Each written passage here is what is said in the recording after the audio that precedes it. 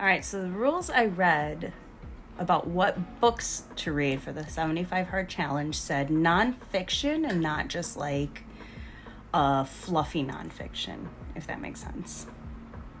So I started off with Roar. I finished Roar finally.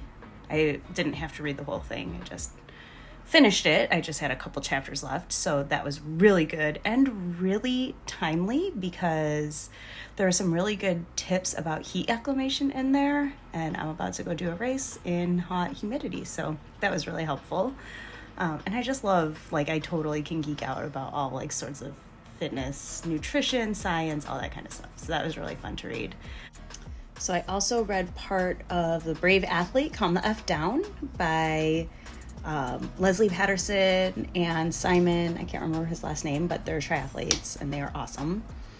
And I started that one a couple years ago, picked it back up again during this challenge and read parts of it, but I still have not finished that book. And I read the book Making Work Visible. So that one was really good. I really enjoyed that book, and I'm trying to implement some of the things that I learned in it already at work. So that was really helpful for work stuff. And I read most of the book, Difficult Conversations, also really good, not just for work, but for life, just handling conversations that can be challenging sometimes, when how to approach them differently just kind of changes your mindset, and it has already helped me a lot. And now I'm reading The Longest Run by Kara Goucher. I don't know if that's how you pronounce her name, but I love this book. This is definitely by far the favorite one I've read so far during this challenge.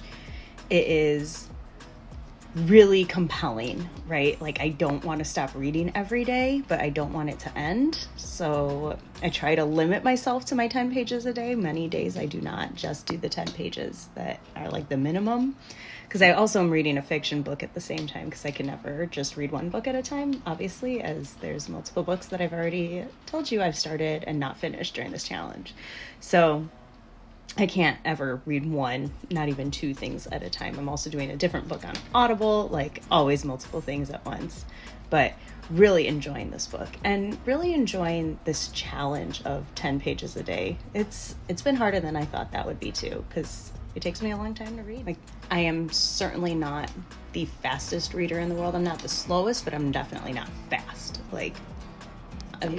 Here's the midpoint. I'm definitely on the slower side of it, especially when it's dense material. When it's like just pure fun fiction, I can fly through it, but when it's like dense material, I have to read every sentence like 75 times before it like sinks in and makes sense to me. So this one, The Longest Run by Kara, has gone by the fastest, because it's definitely, I mean, it's like a memoir type story, and it's just so crazy what she went through, and I can't wait to finish it so I can listen to her podcast episode with Rich Roll and hear from her own voice, like what she shares there. So really, really recommend it, but gonna try and keep up this reading habit.